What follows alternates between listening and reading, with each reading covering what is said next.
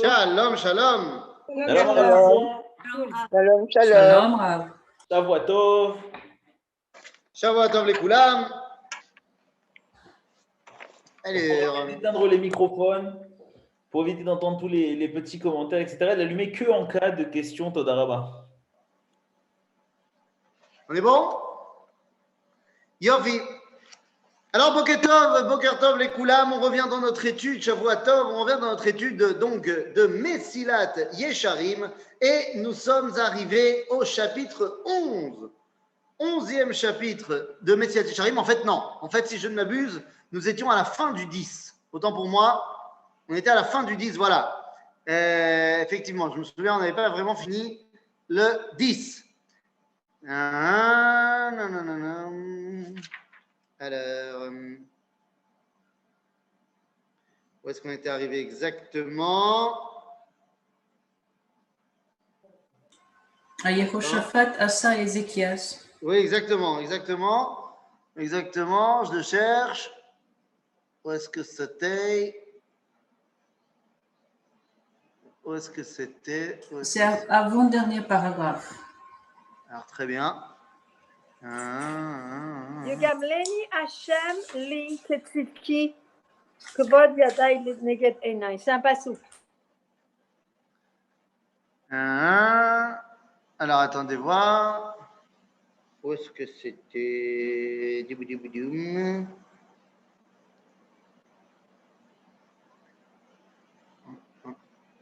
Erdofoyev asigem velo. Oui, exactement. Ça y est, on les a.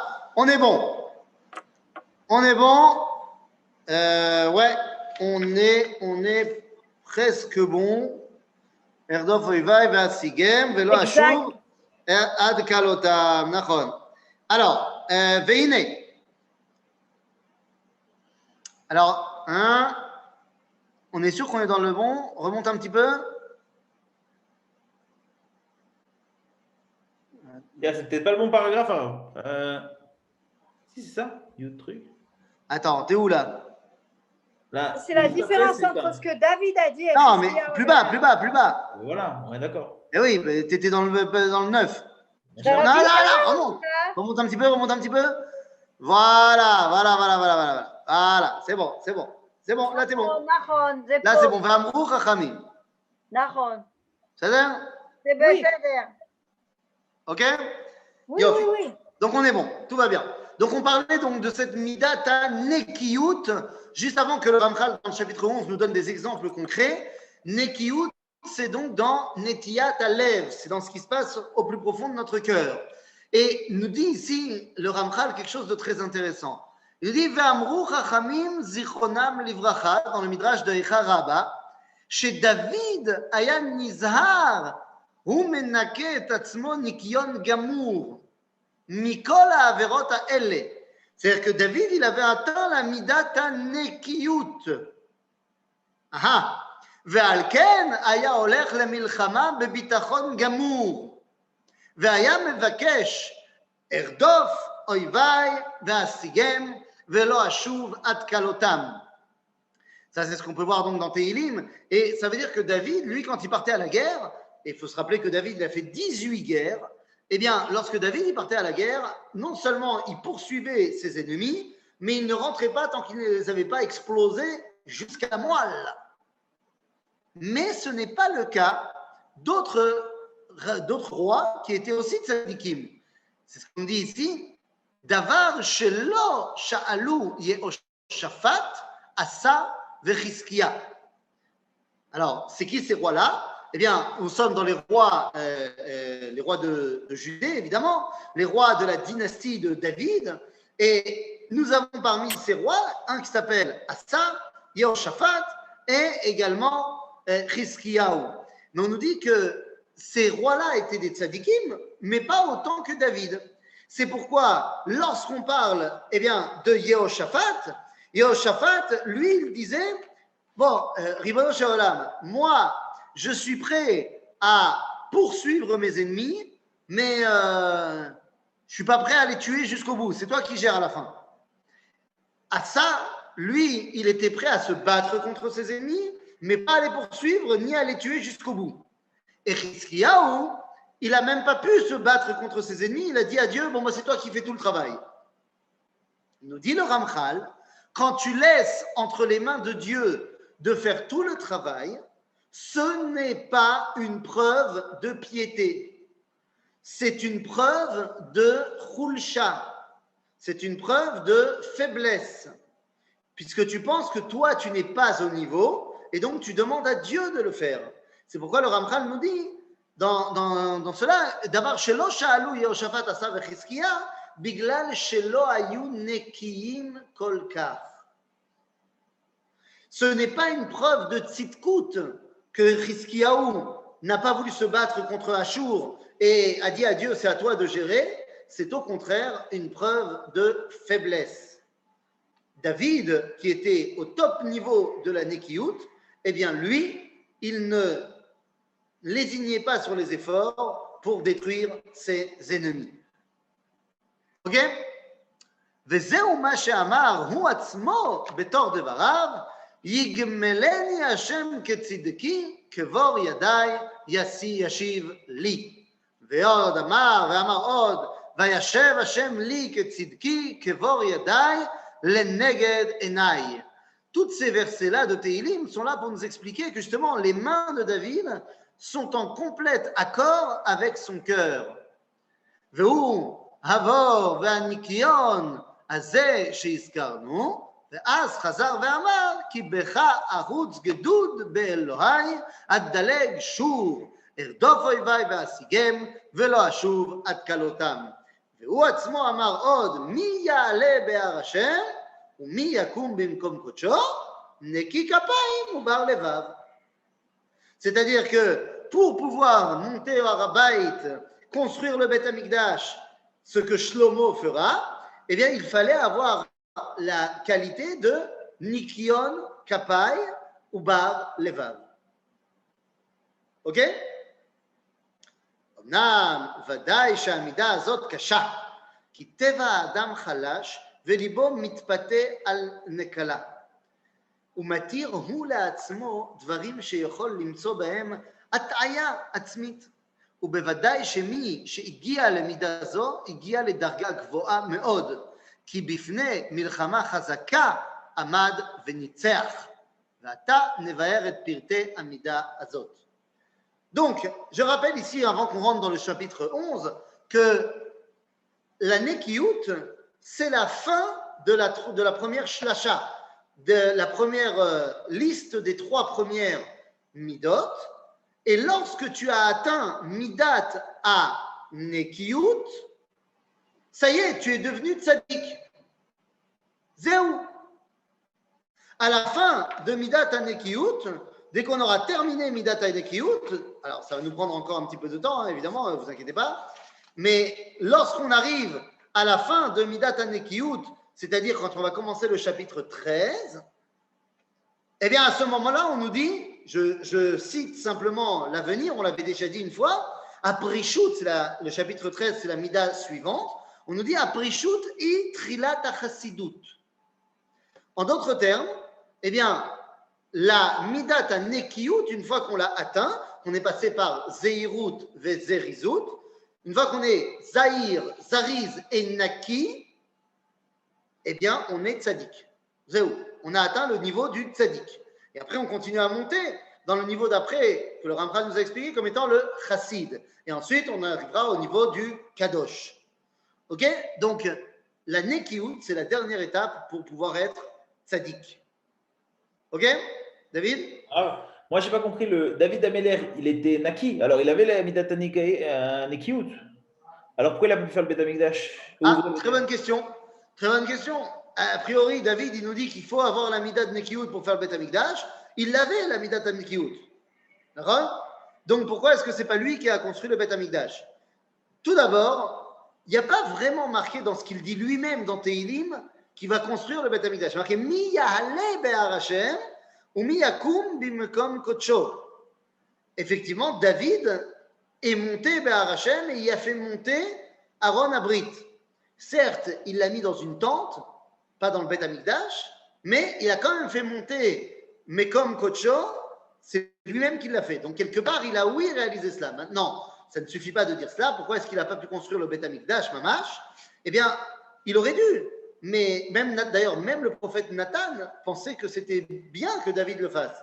Il a fallu une intervention directe d'Akadosh Baruch Hu pour dire que c'est vrai, tout ce que vous dites est vrai, mais il y a une autre dimension dans le Beth Amikdash, et surtout pour le premier, qui s'appelle Beth Shalom. Et la reine, toi, David, tu as fait la guerre, tu l'as fait comme il faut. Mais celui qui a fait la guerre ne peut pas être celui qui va construire la maison de paix. Donc, c'est ton fils qui va construire. Je vais pas compris. Alors pourquoi pas? La guerre a servi à faire la paix. C'est un moyen. La guerre a servi à faire la paix. Il a eu fait des fautes avant, alors il ne peut pas faire Teshuvah. Je vais te donner un exemple. Attendez, est-ce que c'est moi? Peut-être que je dois avoir un problème de son, parce que je vous entends de très loin tous. On dit Mizmor Shir Chanoukat Habayit le David. Voilà. Mizmor Shir Chanoukat Habayit le David. Oui, mais qui dit ça? C'est Shlomo. C'est Hachem. C'est Hachem qui dit ça. Mais on parle, bien sûr, vous avez raison, mais on parle ici de la Chanoukat Habayit de Shlomo. Et on rattache Shlomo c'est au nom à de David. Pardon?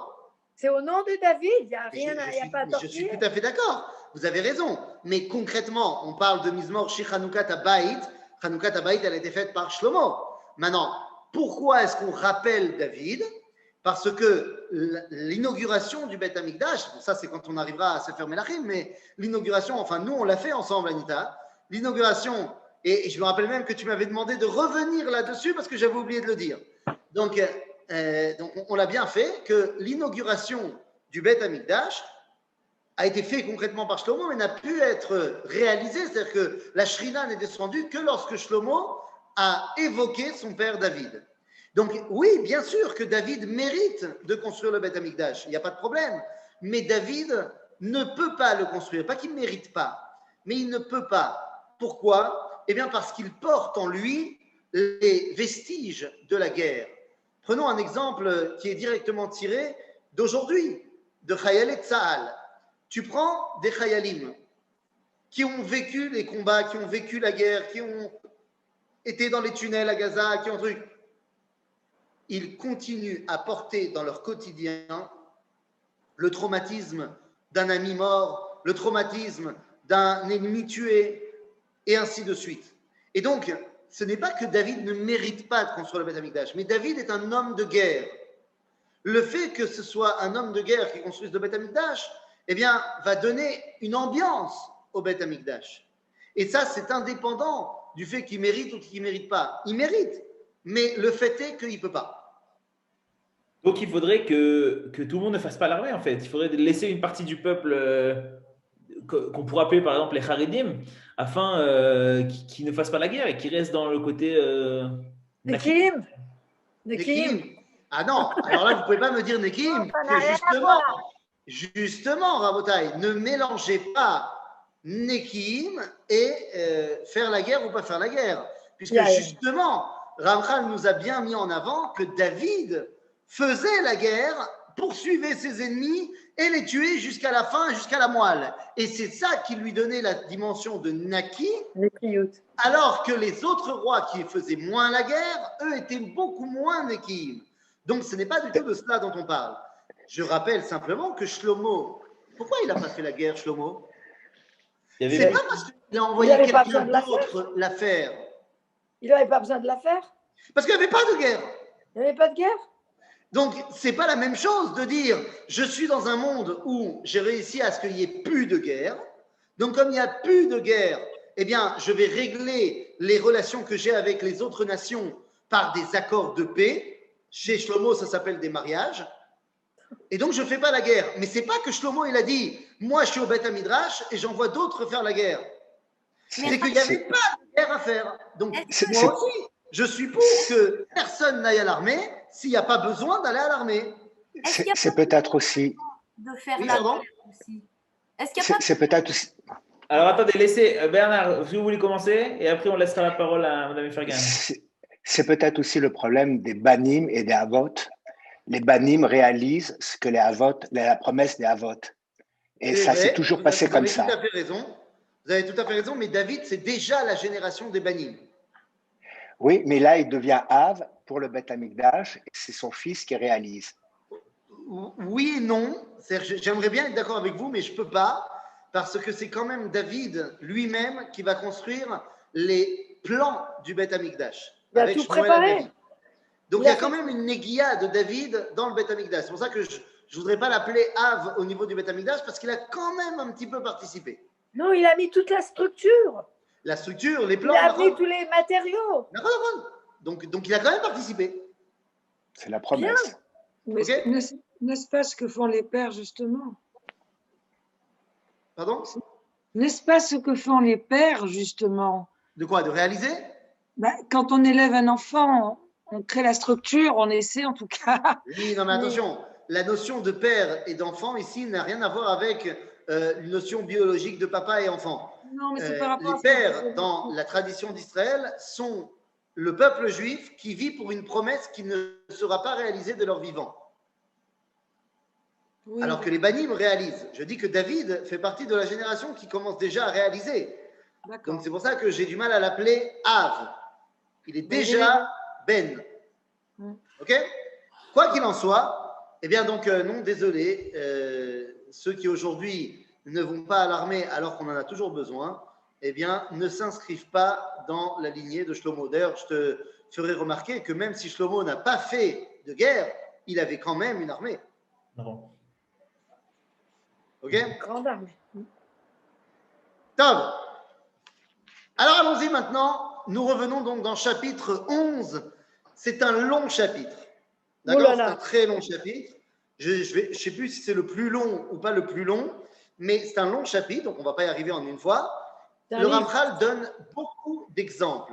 Pourquoi? Eh bien parce qu'il nous a expliqué que Midat HaNekiyut, c'est la plus difficile à atteindre, puisqu'elle se passe dans le cœur et qu'on s'auto-autorise plein de choses.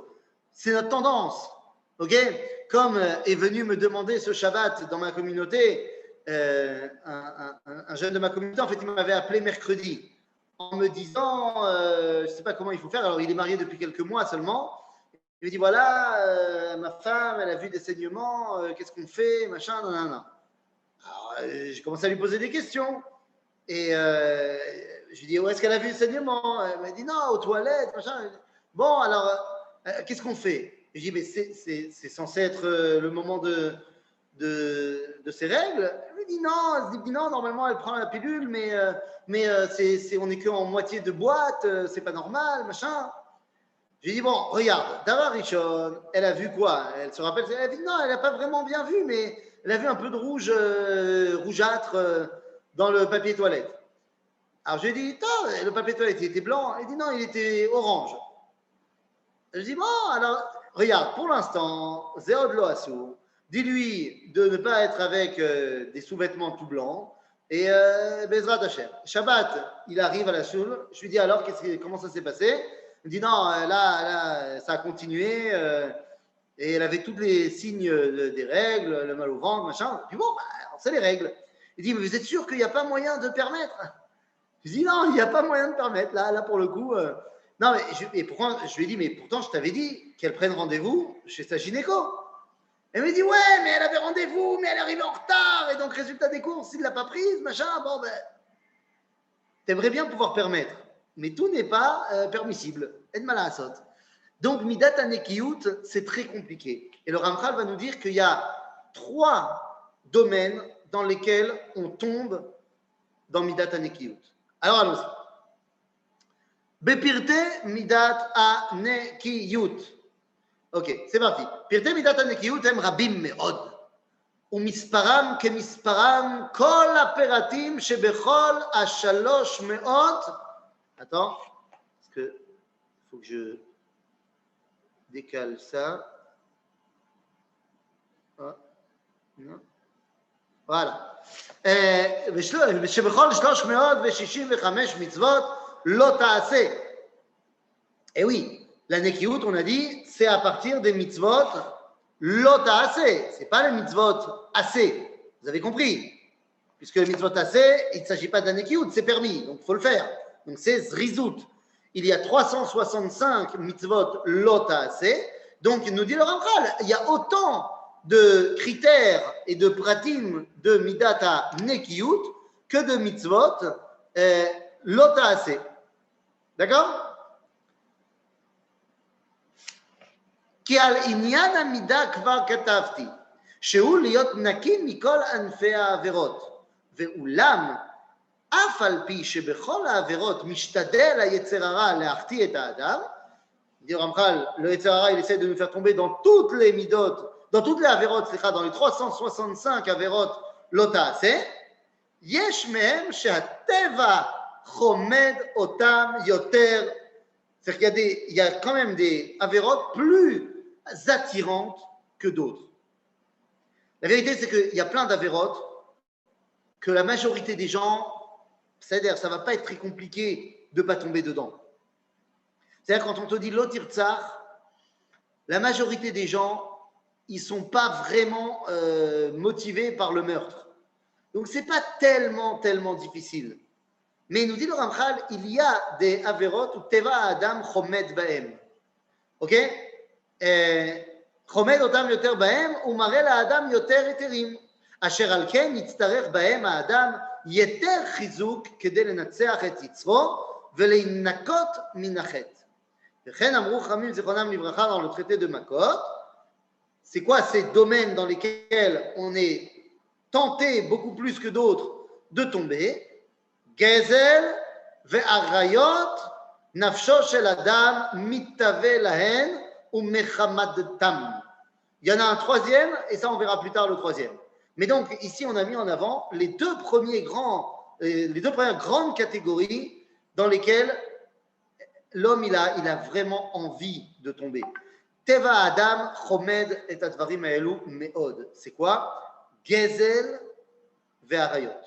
Le vol et les relations hommes et femmes. C'est-à-dire, donc, c'est sur ça qu'on va devoir maintenant travailler. Là, maintenant, il y a quelque chose qui est très important avant qu'on rentre dans le débat. Parce que vous allez voir, et je préfère vous prévenir maintenant, okay, je préfère le dire tout de suite avant qu'on commence à lire. Après la lecture ou pendant la lecture du chapitre 11, il n'est pas utile d'aller se flageller après chaque étude. Car il est très fort probable qu'à chaque fois qu'on passe sur une phrase dans le chapitre 11, cette phrase nous fasse prendre conscience que nous, on est en train de fauter là-dedans. Nous, mamash, nous. Vous allez voir à quel point Zédak, c'est très fin la frontière entre Moutar et Assour, et que Berov Amikrim, on est dans le Assour. Maintenant, pourquoi est-ce que c'est important de dire cela maintenant? Parce que c'est très important de savoir que ça veut dire que Yesh Yetzer Hara Ba'adam. Ne pas penser que je ne suis pas normal si jamais je suis attiré par une femme qui n'est pas permise pour moi. C'est normal d'être attiré par cette femme. Ça ne veut pas dire que c'est permis. C'est pas permis. C'est assourd. Aval, c'est normal. Ne pense pas que tu es quelqu'un de mauvais parce que quand tu as vu une jolie fille dans la rue, tu t'es retourné. C'est normal. Il faut que tu te battes contre ça. Il faut que tu arrives à plus te retourner. Mais tu n'es pas quelqu'un d'anormal. De la même façon, et on va voir tous les domaines dans lesquels le gezel, eh bien, ça rentre dans le domaine.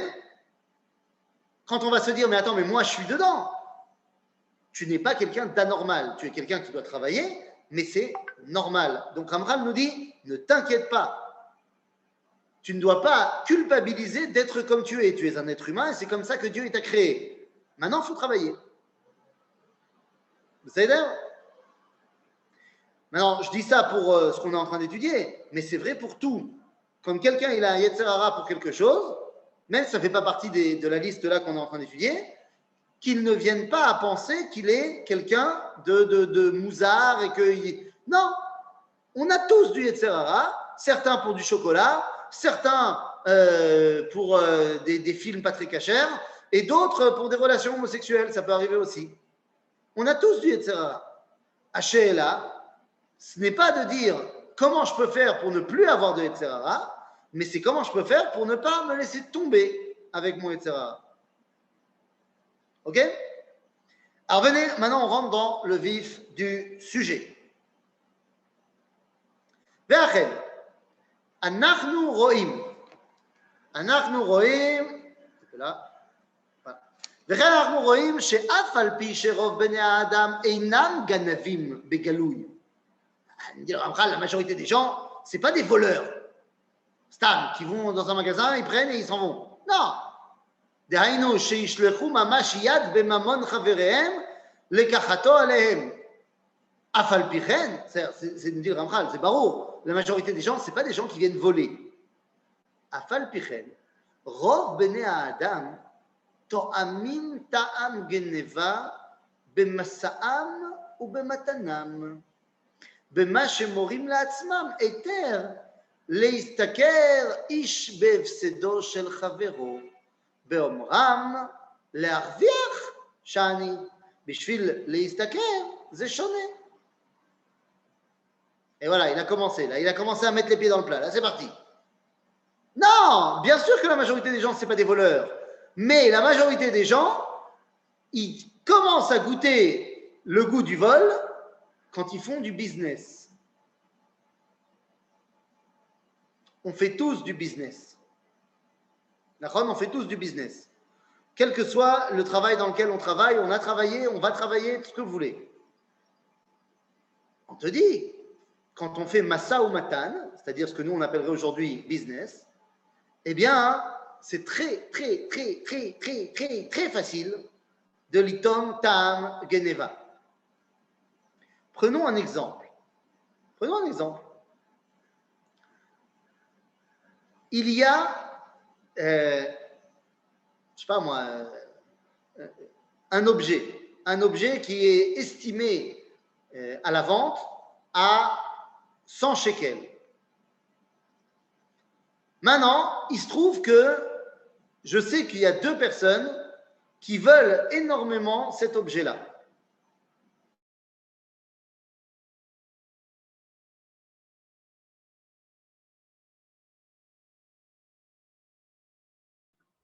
Ah. Il vaut 100 shekels. L'autre, il vient.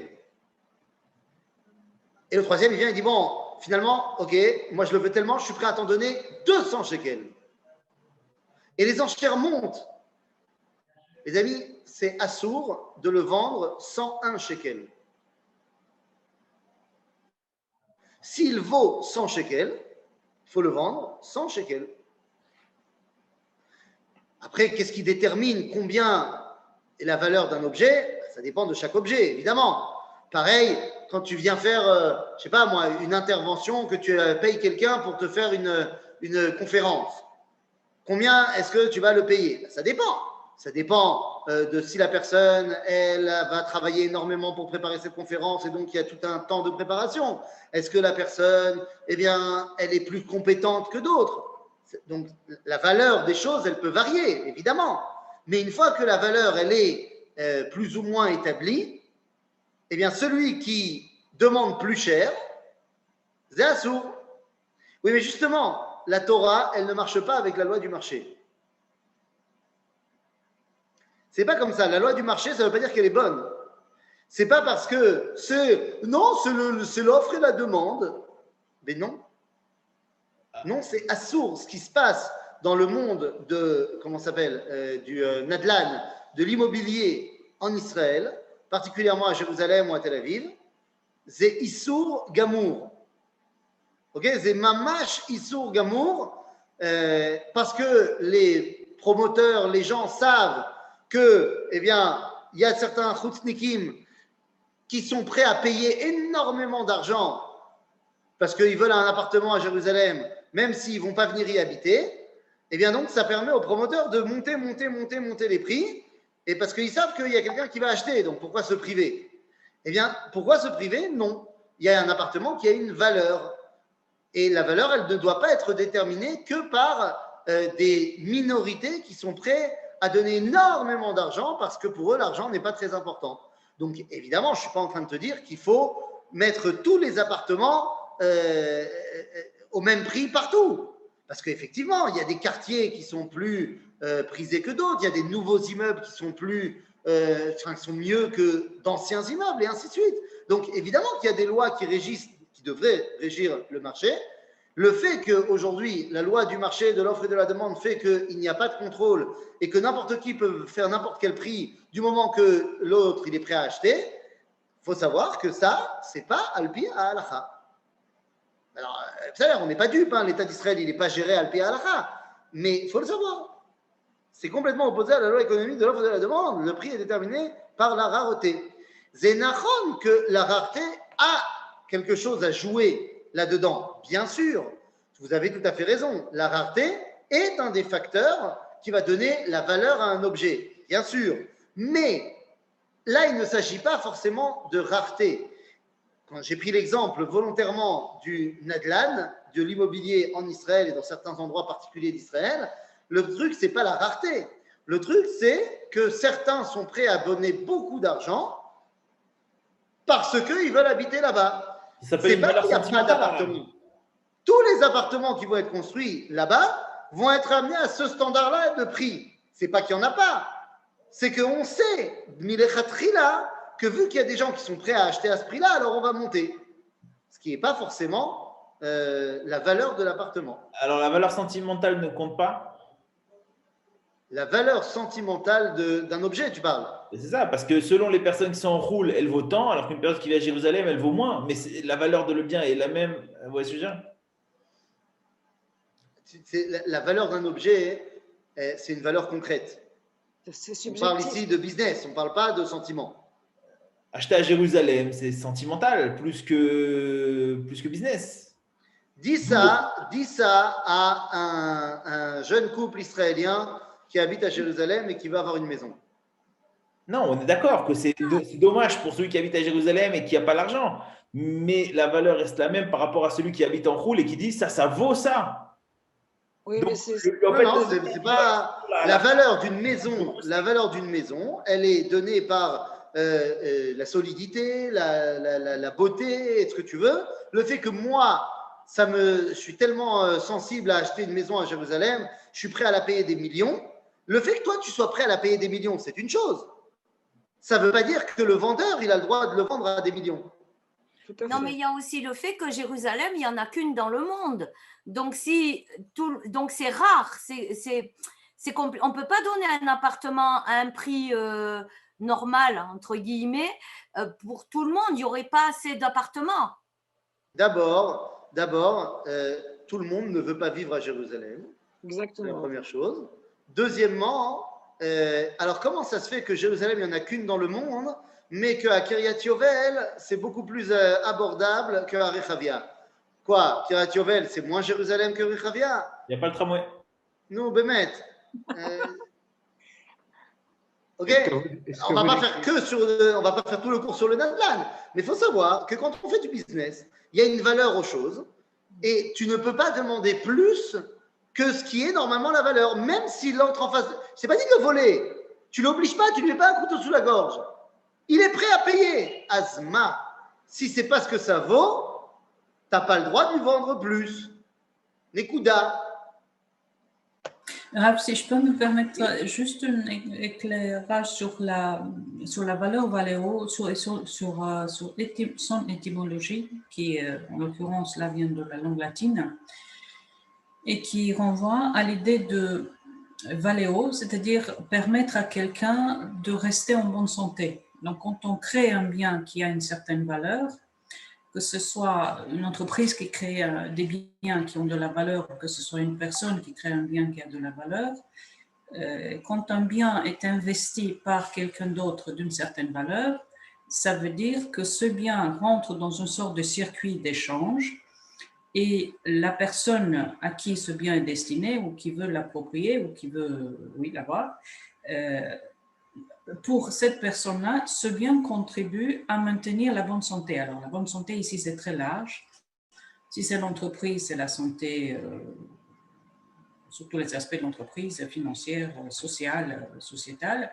Si c'est la personne, là aussi, on peut élargir les registres de la santé. Mais il y a cette idée C'est très juste. de maintenir quelqu'un en bonne santé, maintenir une entité en bonne santé par la relation que la personne va établir, la personne morale ou physique va établir avec ce bien-là. Je ne sais pas quelle est l'étymologie en hébreu. Quoi, du mot erer. Valeur. Ah, le mot kesef en hébreu, qu'on appelle aujourd'hui comme étant l'argent, ça ne veut pas dire de l'argent. Kesef s'appelle kesef parce que zema shekosfim lo. C'est-à-dire c'est la valeur qu'on donne à la chose. Et donc c'est pour ça qu'on s'est habitué à appeler l'argent en hébreu kesef. Faudrait voir. Mais je suis pas contre ce que vous dites. Vous avez raison. Il n'empêche qu'on n'a pas le droit de demander plus que ce que ça vaut. Alors, où est-ce que se place la nekiyut, Veita? Pardon? Un nekiyut, dans ces cas-là, la nekiyut, elle est extrêmement fine. C'est comme vous dites,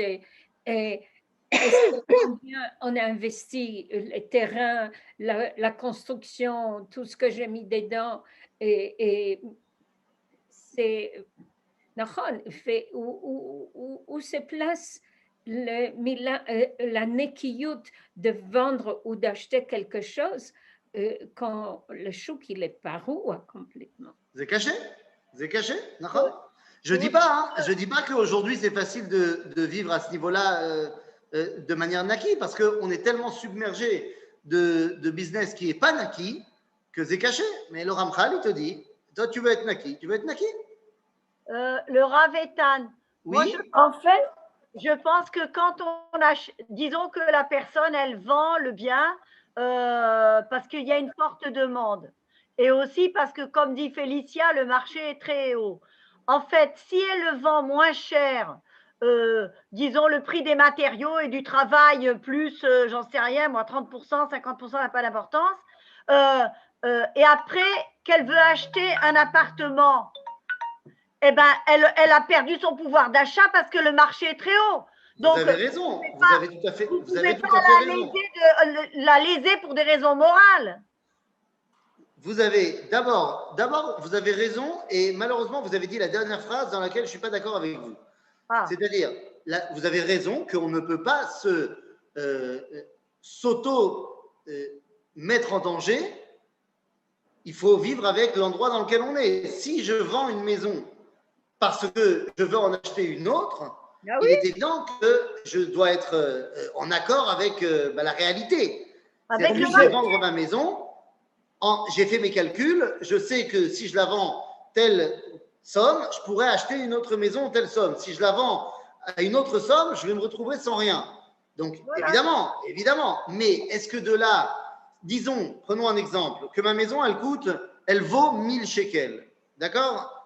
Et que moi, j'ai décidé de la vendre 1000 shekels parce que j'ai vu une autre maison que je voulais acheter à 1000 shekels. Tout va bien.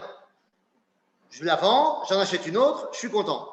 Mais si ma maison vaut 1000 shekels et que la maison que je peux acheter à côté, elle vaut aussi 1000 shekels, je ne peux pas vendre ma maison 2000 si quelqu'un m'a fait une proposition de 2000.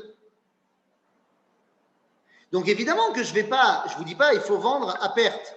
Bien sûr que non. Mais il faut, oui, et c'est là la dernière phrase que vous avez dit, quoi, pour des valeurs morales, alors je suis prêt à perdre de l'argent. Il y a une différence entre perdre de l'argent et ne pas gagner énormément. C'est pas perdre de l'argent, c'est perdre son pouvoir d'achat dans un marché. C'est pour ça que je vous ai dit. C'est pour ça que je vous ai dit. Le début de votre intervention, je suis d'accord avec ce que je viens de vous expliquer. Mais si je ne perds pas mon pouvoir d'achat, mais que je peux faire un bonus énorme, parce que la personne en face, elle ne sait pas, elle a tellement d'argent qu'elle est prête à en dépenser n'importe comment, je n'ai pas le droit de tirer profit de la situation et de lui vendre beaucoup plus que ce que ça ne vaut. C'est ça, c'est l'évident, ne pas tirer les profits. Maintenant, entre parenthèses, Alpi alacha le maaseh. Concrètement, aujourd'hui, est-ce que j'ai le droit de vendre mon appartement sur le prix du marché?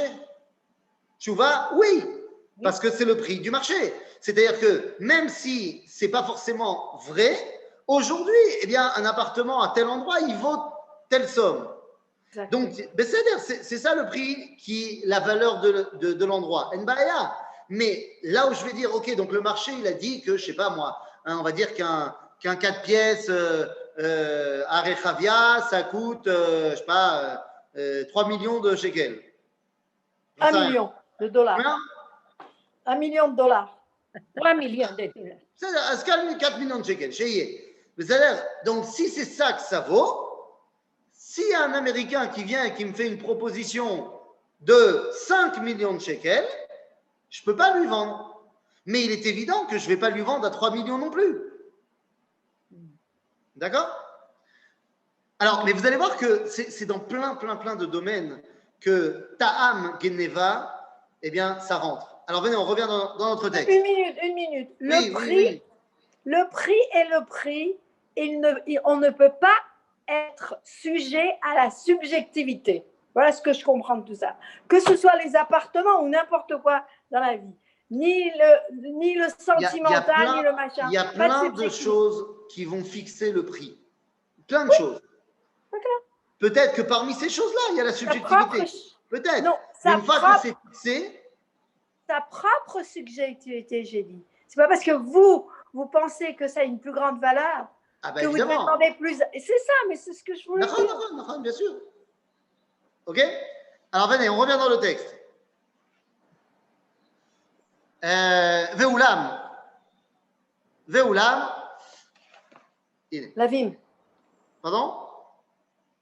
On est bon? Je ferme le. Tout va bien. Ve'ulam. Lavim arbe ne'emru legabe gezel. Il y a plein d'interdits qui ont été nommés à propos du vol. Lo ta'ashok, lo tigzol, lo tignovu, lo tekachashu, ve'lo teshakeru ish be'amito, ve'lo tonu ish et achiv, lo tasig gevul re'echa. Kol ele הם חילוקי דינים בענייני גזל, הכוללים מעשים רבים מן המעשים הנעשים בכלל המשא והמתן החברתי, ובכולם איסורים רבים. Ah bah oui. Alors le problème, on va revenir sur chacun, mais le problème c'est qu'on nous dit כי לא המעשה הניכר וידוע כעושק כגזל הוא לבדו האסור, אלא כל שבסופו של דבר יגיע אליו ויגרום אותו כבר הוא נכלל באיסור. ועל עניין זה אמרו חכמינו זיכרונם לברכה dans le traité de Sanhedrin, ואת אשת רעהו לא טימא, שלא ירד לאומנות חברו. Alors, de quoi est-ce qu'on est en train de parler? On a dit, il y a plein... Non, garde le texte, que les gens ils l'aient devant les yeux, parce qu'on va revenir sur les points différents qui ont été cités par le Ramchal. On a plusieurs choses. On a l'otashok, l'otigzol, l'otignov, l'otekachashu. Tout ça, ce sont des différences dans la façon de voler. Ok? L'otashok ishetachiv, c'est justement ce qu'on a mis en avant tout à l'heure, de faire monter le prix alors qu'il n'y avait pas de raison de le faire monter. L'ixol, c'est de voler en public. L'ignov, c'est de voler en secret. Velo tekachashu, velo teshakeru ish be'amito. Là, il s'agit de mentir. Sur quoi? Eh bien, par exemple, sur la valeur de quelque chose. Exemple, je vends mon appartement et je sais, je le vends au mois de juin. Et au mois de juin, il est magnifique. Emplacement génial et franchement incroyable.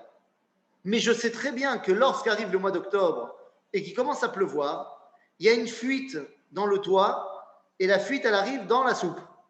Mamash kacha. Et c'est comme ça tous les hivers. Et c'est d'ailleurs pour ça que je vends mon appartement. J'en ai marre. On a essayé tous les couvreurs possibles, ça ne marche pas.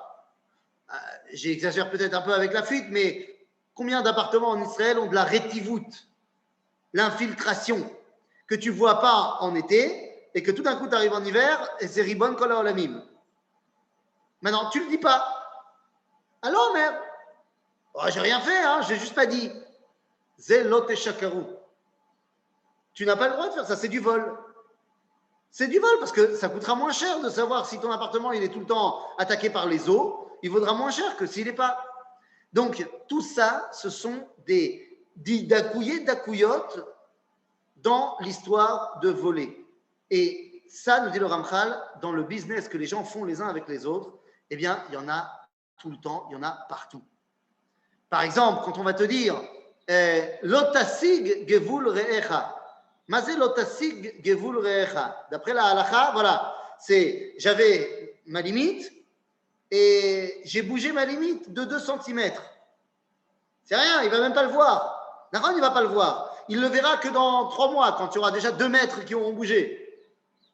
Mais même les 2 cm, c'est gezel, c'est assour.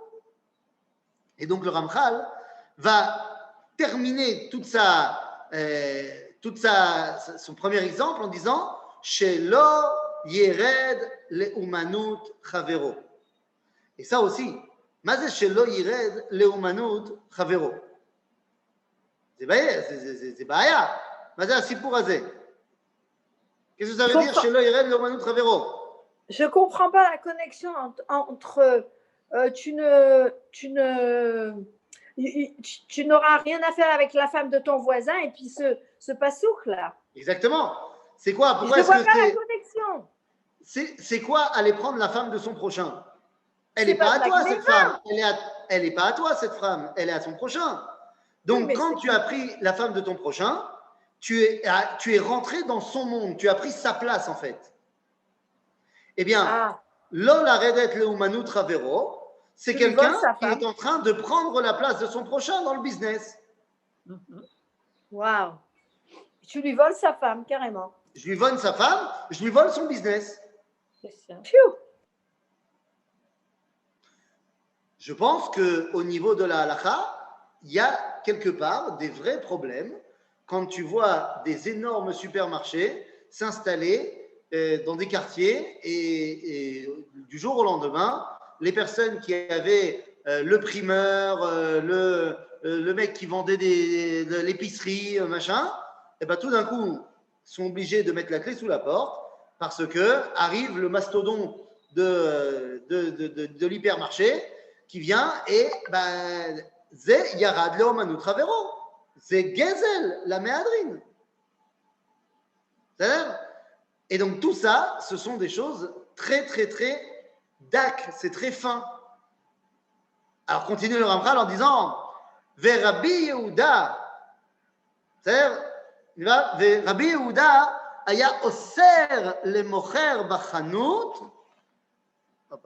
aya oser le mocher bachanut lechalek klayot ve'egozim letinokot kede להרגיlam לבוא אליו. Comment on appelle ça en langage moderne? Mifzaïm. Du marketing. Des promos, les promotions. Les promos, la publicité. Voilà.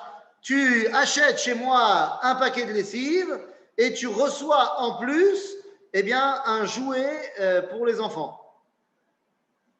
Rabbi Yehuda Hanassi, il dit c'est Asur Mishum Gezel. Tu te rends compte? C'est assourd. Parce que la lessive, tu dois la payer en tant que lessive. Et donc, peut-être que l'autre, il n'a pas les moyens de faire une promotion lessive plus jouet. Donc, tu ne peux pas fidéliser la clientèle en lui donnant des choses qu'il n'a pas payé pour. Tu peux, par contre, mettre l'accent sur le fait que ta lessive, elle est meilleure que celle de tes concurrents. Ou que ta lessive, elle marche super bien. Et tu veux montrer la valeur et la écoute de tes produits. Et c'est pour ça que les gens ils viennent chez toi. Mais Tsuyan. Mais Rabbi Yehuda Hanassi te dit, tu ne peux pas faire même un semblant de vol.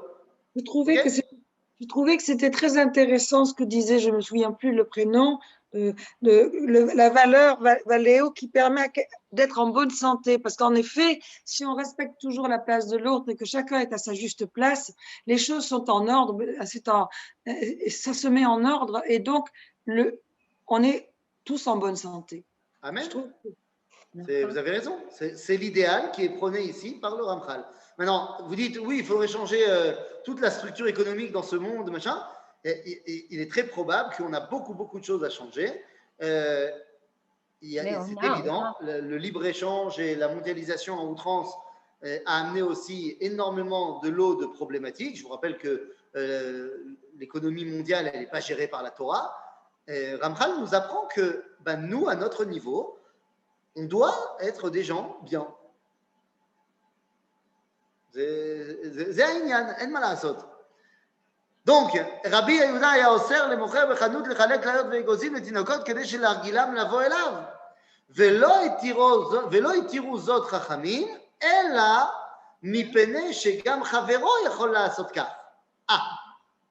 Ouf pour Rami Lévi et pour tous ses convaincus. Ils ont dit non, tu n'as pas le droit de faire ça, de faire des promos, si les autres en face de toi, ils ne sont pas capables de les faire aussi. Mais si les autres concurrents, ils font aussi des promos, alors tu peux aussi faire des promos. C'est בסדר. Ok?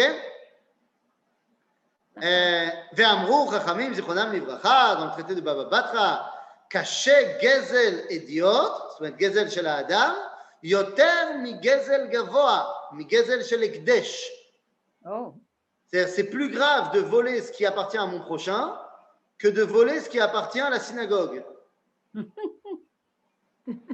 Imaginez, quelqu'un il vient voler un Sefer Torah. Ça nous fait bondir. Mais il faut savoir que c'est pire de voler le compte en banque de son prochain que de voler un Sefer Torah. Ok? En quoi c'est pire? Pardon? En quoi c'est pire, Rav Eitan? Eh bien, parce que le Sefer Torah, quand je l'ai volé, j'ai volé Dieu.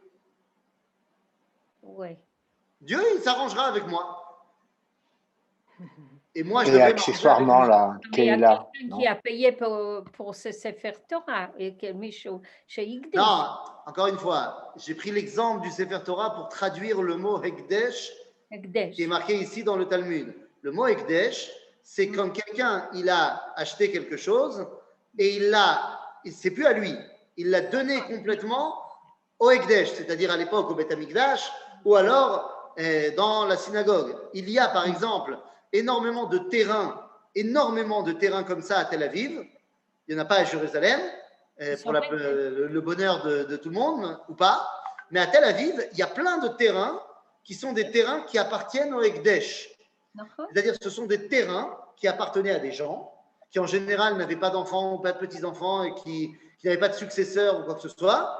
Je te parle de ça il y a 100 ans, qui ont vendu leurs biens ou qui les ont donnés au rabbinat pour que ces endroits soient des synagogues, soit des Bate Midrash, soit des endroits de Torah. C'est-à-dire, et la ville a évolué. Par exemple, à Tel Aviv, il y a eu beaucoup moins de gens religieux qui demandaient des synagogues qu'à Jérusalem. Et résultat des courses, ces endroits-là, qui étaient légalement utilisables que pour faire des choses de Torah, sont laissés à l'abandon. On n'a pas le droit d'en faire autre chose.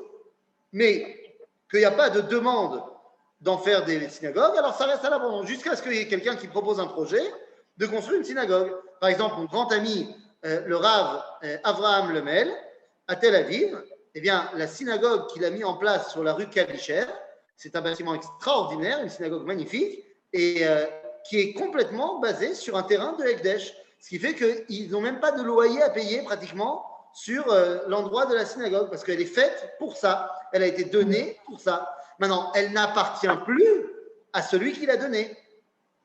Donc, c'est pour ça que la notion de Hekdesh, c'est si j'ai payé un Sefer Torah, mais il n'est plus à moi. Je l'ai donné à la synagogue, il n'est plus du tout à moi. C'est un petit peu différent d'aujourd'hui où tu as plein de gens qui écrivent des Sefer Torah et c'est leur propriété, mais ils les prêtent à la synagogue pour qu'on les lise là-bas. Donc, c'est pour ça qu'il y a le bilboul. Mais si le Sefer Torah il a été donné à la synagogue, c'est plus au bonhomme. C'est plus à celui qui l'a écrit. C'est pour ça que je donnais cet exemple-là. Bekitsour, donc, c'est plus grave de voler son prochain que de voler Akadosh Baruch Hu. שזה הקדים חטא למעילה, וזה הקדים מעילה לחטא. Ok? C'est qu'il y a une différence entre Me'ila et Chet. Me'ila, c'est quand je vole Dieu. Chet, c'est quand je vole mon prochain. Ça pourrait être aussi lié au Trumot ve Masrot. si je mange, tu vois, que je n'ai pas fait Trumot ou Maasrot, c'est-à-dire que je n'ai pas donné Trumot ou Maasrot, je mange ce qu'on appelle Tevel. D'accord, mais si j'ai mis de côté, parce vous avez donné le shiur ce matin, que j'ai écouté le Trumot et Maasrot, on le garde pendant 3 ans et ensuite ça risque la chitoto, etc. Mais si je l'utilise pour autre chose, ou je les vends, אז זה גנבה מהשם, זה מעילה. נכון? זה גם, לא, היום זה רק מעילה. היום זה רק מעילה. היום זה רק מעילה parce que tu peux pas le donner au Kohen. נכון. Mais à l'époque du Beth Amikdash, c'est gam. C'était Gneva. Alors, Fison, oui. Juste pour signaler qu'il est midi. Eh bien. Oh, c'est bien dommage. J'entends. Attends, juste remonte un petit peu pour voir si le paragraphe il se termine dans longtemps ou pas longtemps. Non, il se termine dans longtemps. Il se termine dans longtemps. Eh bien, c'est pas grave. On termine ici pour cette semaine et on reprendra la semaine prochaine. Ok, בנקיות. תודה רבה, הרב פיזון. תודה רבה, תודה רבה, שבוע טוב.